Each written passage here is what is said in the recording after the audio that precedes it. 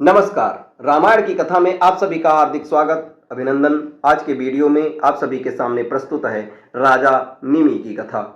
श्री रामचंद्र जी बोले, हे लक्ष्मण, अब मैं तुम्हें साप से संबंधित एक अन्य कथा सुनाता हूं। हमारे ही पूर्वजों में निमि नामक एक प्रतापी राजा रहते थे।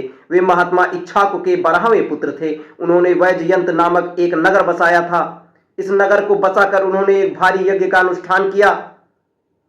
यज्ञ संपन्न करने के लिए महर्षि वशिष्ठ, अत्रि, अंगरी तथा भृगु आमंत्रित किए गए, किंतु वशिष्ठ का एक यज्ञ के लिए देवराज इंद्र ने पहले ही वर्ण कर लिया था।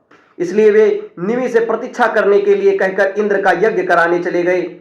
वशिष्ठ के जाने पर महर्षि गौतम ने यज्ञ को पूरा कराया। वशिष्ठ ने लौटकर जब देखा कि गौतम यज्ञ को पूरा कर रहे हैं तो उन्होंने क्रुद्ध होकर निमि से मिलने की इच्छा प्रकट की।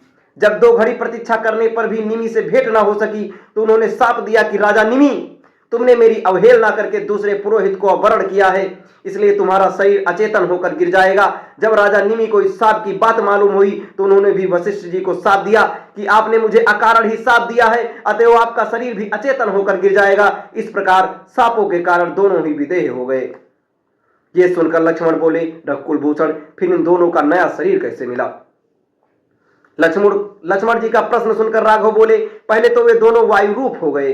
वशिष्ठ ने ब्रह्मा जी से देह दिलाने की प्रार्थना की तो उन्होंने कहा कि तुम मित्र और वरुण के छोड़े हुए वीर्य में प्रविष्ट हो जाओ, इससे तुम अयोनिज रूप से उत्पन्न होकर मेरे पुत्र बन जाओगे।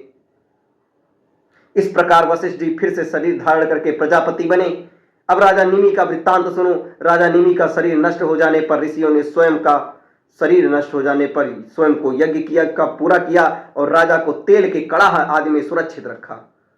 यज्ञ कार्यों से निवृत्त होकर महर्षि भृगु ने राजा निमि की आत्मा से पूछा कि तुम्हारे जीव चैतन्य को कहां स्थापित किया जाए? इस पर निमि ने कहा कि मैं समस्त प्राणियों के नेत्रों में निवास करना चाहता हूं। राजा की अभिलाषा पूर्ण हुई। तब से निमि का निवास वायु रूप होकर समस्त प्राणियों के नेत्रों में हो गया। उन्हीं राजा के पुत्र मिथिलापति जनक हुए और विदेह कहलाए। अब इसके आगे की कथा आपको अगले वीडियो में बताई जाएगी। तब तक हमारे साथ बने रहें। धन्यवाद। जय श्री राम।